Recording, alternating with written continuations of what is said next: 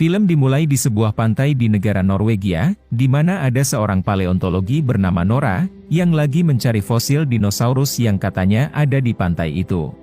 Bersama dengan timnya, mereka berusaha menggali terus-menerus, sampai Nora berhasil menemukan sesuatu yang mantap di bawah tanah, dan akhirnya dia pun berhasil menemukan fosil dinosaurus yang dia cari selama ini.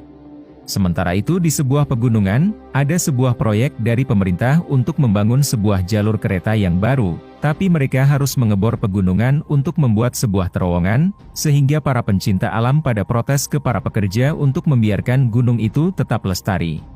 Meskipun begitu, para pekerja tetap bekerja dengan terus membolongkan gunung itu, dan malah meledek para pencinta alam kalau para pekerja udah mempersiapkan bahan peledak. Bahan peledak pun diledakkan, namun setelah para pekerja kembali ke dalam terowongan lagi, mereka mendengar suara gemuruh di sekitar mereka. Selanjutnya ada suara teriakan bersamaan dengan terowongannya mulai runtuh. Jadi mereka cepat-cepat kabur dari terowongan, tapi mereka gak berhasil untuk keluar, dan akhirnya mereka pun pada habis. Di saat itu di markas operasional angkatan bersenjata yang bertempat di ibu kota, para petugas menerima kabar kalau ada peningkatan aktivitas pegunungan di tempat proyek jalur kereta itu, oleh karena itu mereka mengirimkan pesawat jet untuk memeriksa situasinya, dan mengetahui kalau proyek itu udah hancur sama sesuatu. Jadi Pak Menhan mengabari hal ini ke Ibu Perdana Menteri, yang ditemani sama seorang penasihat yang bernama Andreas. Selain proyek yang hancur itu, pemerintah juga mengetahui ada sesuatu seperti jejak besar dari kamera pesawat jet, oleh karena itu mereka memutuskan untuk merekrut ahli paleontologi negara mereka si Nora, untuk memeriksa jejak besar yang aneh itu. Awalnya Nora gak mengetahui apa tujuan pemerintah memanggilnya ke markas angkatan bersenjata, tapi setelah dia sampai di ruangan meeting yang udah ada para petinggi dan para ahli di sana, dia menyadari kalau udah ada terjadi sesuatu yang gak beres. Pak Menhan memberitahu kalau kejadian hancurnya proyek itu bukan gara-gara serangan militer atau serangan teroris, melainkan gara-gara peristiwa yang bersifat geologis. Ketika para ahli menduga yang macam-macam sampai menduga perubahan iklim, Nora merasa yakin kalau cekungan-cekungan di tanah itu adalah jejak kaki dari seekor makhluk. Gak lama setelah itu datang seorang operator wanita berkacamata sebut aja Ayu, yang jago meretas komputer. Dia memberitahu kalau setelah dia berhasil meretas salah satu HP pendemo, dia mendapat rekaman video ketika proyek itu hancur. Dalam video itu terlihat ada sesuatu yang langsung menghancurkan proyek itu, sehingga semua pendemo sontak panik ketika banyak batu-batu yang menimpa mereka, sampai akhirnya rekamannya pun berakhir gak lama setelah itu. Dari rekaman itu, Nora menyadari ada sesuatu yang menarik perhatiannya, yang ternyata ada suara teriakan dari seekor makhluk, dan sosok makhluk yang mempunyai tubuh raksasa ketika dia muncul dari terowongan. Ini membuat semua orang menjadi heran, sampai-sampai ada yang menduga kalau makhluk itu kayak King Kong, tapi Nora bisa memastikan kalau tinggi makhluk itu bisa sampai sekitar 40-50 meter.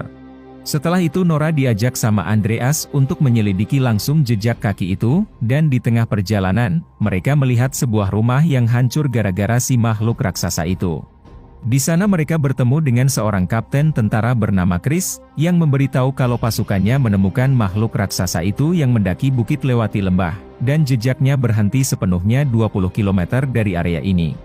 Nora dan kawan-kawan kemudian bertemu dengan saksi sepasang suami istri dari pemilik rumah yang hancur, yang mengaku melihat bagaimana rumahnya hancur sama si makhluk raksasa itu, tapi mereka gak melihatnya secara jelas bagaimana bentuknya, karena seolah-olah mereka berada di bawah sebuah gunung yang bergerak. Si istri juga mengaku mendengar suara raungan, dan entah kenapa raungan itu membuatnya sedih. Setelah cukup mendapatkan keterangan dari mereka, Nora dan kawan-kawan memeriksa jejak kaki yang besar di luar, di mana kedalamannya cukup dalam, dan Nora memeriksa jejak biologis dengan senter sinar UV-nya. Namun dia gak menemukan apa-apa, jadi Nora dan kawan-kawan melanjutkan perjalanan sampai ke jejak terakhir dari si makhluk raksasa yang ditemukan, tapi gak menemukan apa-apa juga di sana selain jejak itu. Ini membuat Nora menduga kalau si makhluk raksasa melakukan kamuflase, namun dia gak yakin dan pikirannya menjadi buntu, oleh karena itu dia pergi ke rumah ayahnya di tengah pegunungan untuk meminta bantuan. Karena si ayah tinggal sendirian, dia menjadi sangat curiga ketika menyadari ada orang datang, tapi setelah melihat anaknya si Nora datang ke rumah, si ayah pun mau menurunkan senjatanya. Si ayah ini bernama Tobias, dan dia disuruh untuk memakai celana, karena dia yang cuma pakai kolor aja. Nora dan kawan-kawan kemudian masuk ke dalam rumah, di mana ada banyak informasi-informasi tentang si makhluk raksasa itu, yang dikenal sebagai dongeng di negara Norwegia. Salah satu foto menunjukkan sejarah tahun 1943, tentang suatu pasukan yang disuruh untuk membangun jalur kereta di daerah pegunungan Norwegia, namun pada akhirnya dihentikan, yang dipercaya gara-gara ada sesuatu di gunung itu. Tapi Tobias yakin kalau sesuatu itu sengaja dirahasiakan, dan bukti serta saksinya sengaja dihilangkan. Setelah Nora menunjukkan video rekaman kemunculan makhluk raksasa itu ke Tobias, dia menduga kuat kalau makhluk raksasa itu adalah troll, yang udah ada 1000 tahun yang lalu di Norwegia. Namun Nora mengaku udah benci jika ayahnya suka menyangkut pautkan dengan tahayul, dongeng, atau fantasi, karena bagi dia itu gak masuk akal, dan seharusnya dari dulu manusia udah tahu seluk-beluk troll dari DNA-nya jika memang nyata. Tapi Tobias tetap bersikeras dengan apa yang dia percaya, dan dia berkeinginan mau membantu Nora dan kawan-kawan untuk menyelidiki jejak kaki itu, jadi mereka pun kembali ke area jejak kaki yang terakhir. Mereka kemudian turun ke area itu, di mana Tobias memeriksa kondisi sekitar jejak kaki, dan membuat Nora menjadi penasaran dengan apa yang ditemukan Tobias. Namun beberapa saat kemudian, mereka menjadi berdebat dan sampai membawa-bawa dinosaurus, yang dianggap Tobias kalau dinosaurus itu makhluk fantasi, sementara troll itu beneran yang datang dari gunung dan bangkit dari tanah, yang susah diterima pernyataannya sama Nora. Gak lama setelah itu cuacanya berubah menjadi gelap secara tiba-tiba, dan ada sebuah mata yang terbuka di belakang Nora dan Tobias, yang ternyata itu adalah troll yang terbangun dari tidurnya. Jadi Nora dan Tobias pun cepat-cepat kabur kembali ke helikopter, dan akhirnya mereka pun bisa melihat dengan mata kepala sendiri, kalau troll itu memang beneran. Oleh karena itu Kapten Chris langsung mengabari hal ini ke markas, di mana semua petinggi pada terkejut melihat troll yang raksasa itu. Ini membuat Tobias merasa senang, tapi dia disuruh untuk jangan menyebut makhluk raksasa itu dengan sebutan troll ke para petinggi. Pada akhirnya dia menyebut troll juga, yang membuat para petinggi menjadi bingung. Tobias selalu menyalahkan pemerintah yang udah membangun rel kereta dengan melewati pegunungan, karena itu sama saja dengan mereka mengejek alam, yang membuat salah satu petinggi menjadi kesal sama Tobias, dan akhirnya dia pun diusir. Nora kemudian meminta waktu untuk mempelajari troll itu, namun Ibu Perdana Menteri merasa resikonya terlalu tinggi, dan angkatan bersenjata akan mengambil tindakan untuk mengatasi masalah troll. Alhasil Nora merasa tugasnya udah selesai untuk meneliti troll, tapi Tobias bilang kalau kemunculan troll pasti ada maksud tujuannya, dan manusia bisa aja menakuti troll dengan senjata, namun Tobias yakin kalau alam akan melawan. Jadi dia mengajak Nora untuk mencari tahu apa maksud kemunculan troll, dan akhirnya dia pun setuju untuk mencari tahunya. Pertama-tama Nora dan kawan-kawan mau mengamati troll lebih lanjut, oleh karena itu mereka ikut bersama Kapten Chris yang mau melaksanakan operasi militer untuk menghabisi hidup troll. Operasi militernya dilakukan di area hutan, di mana ada banyak tentara yang dikerahkan di sana. Setelah para tentara udah berada di posisi masing-masing, mereka menunggu sampai troll datang. Tapi beberapa waktu kemudian, troll belum datang-datang ke arah mereka, yang membuat beberapa tentara sampai ngantuk menunggunya.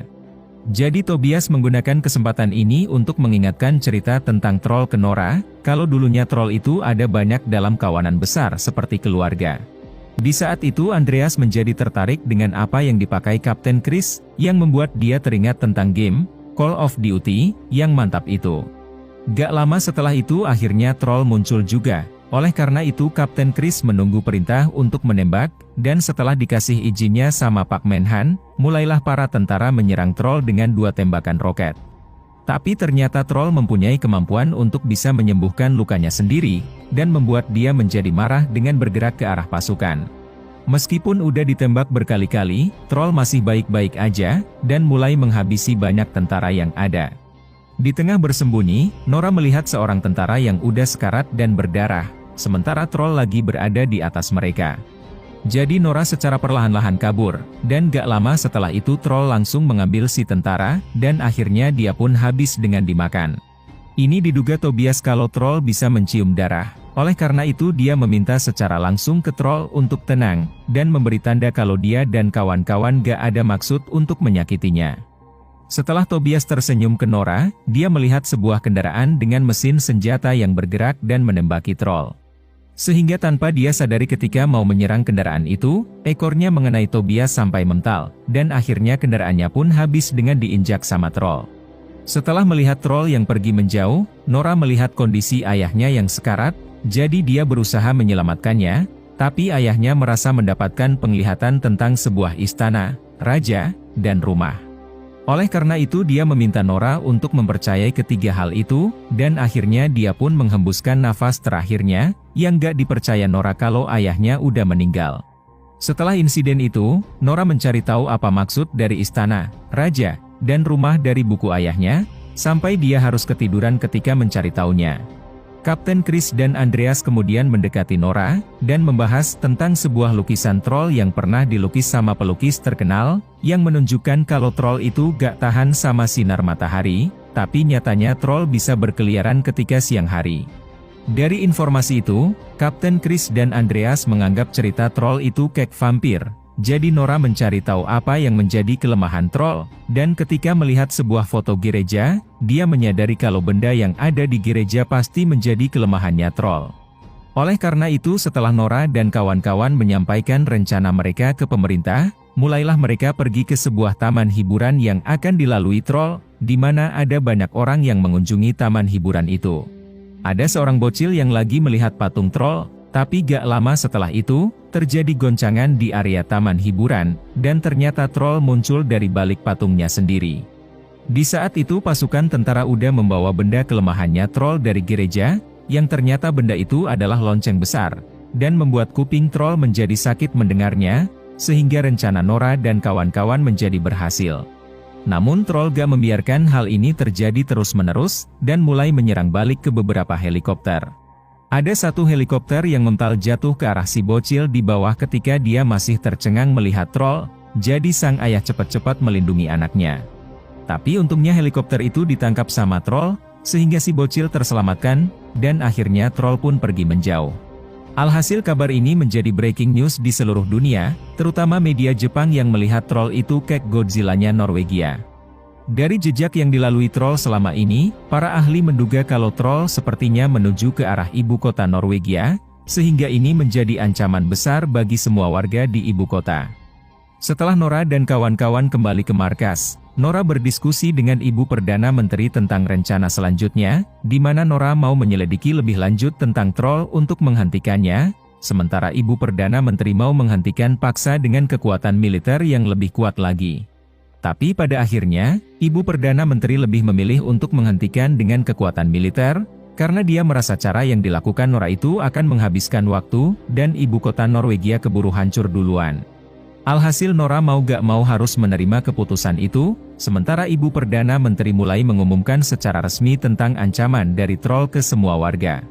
Dia menyatakan status keadaan darurat untuk Norwegia, dan memberitahu ke semua warga di ibu kota untuk evakuasi ke tempat lain untuk sementara waktu, sehingga terjadilah kemacetan luar biasa panjang di jalan tol dengan banyak mobil yang ada.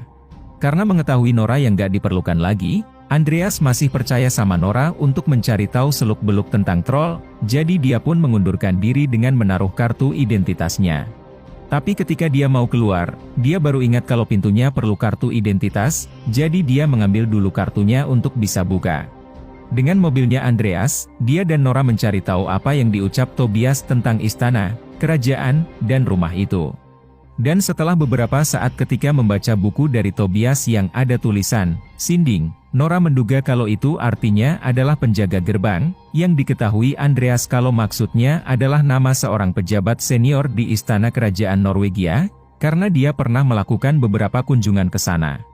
Ini membuat Nora berpikir kalau kata Sinding itu berkaitan dengan istana, kerajaan, dan rumah. Menyadari kalau yang dimaksud ayahnya itu adalah untuk pergi ke istana kerajaan, oleh karena itu dia pun menyuruh Andreas untuk pergi ke sana.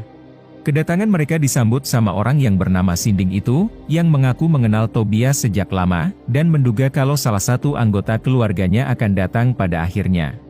Setelah beberapa saat berjalan di area bawah tanah dari istana, Nora sampai di sebuah tempat yang dimaksud ayahnya, yang ternyata itu adalah tempat istana kerajaan troll di bawah tanah, tapi mereka tentu aja udah menjadi tengkorak.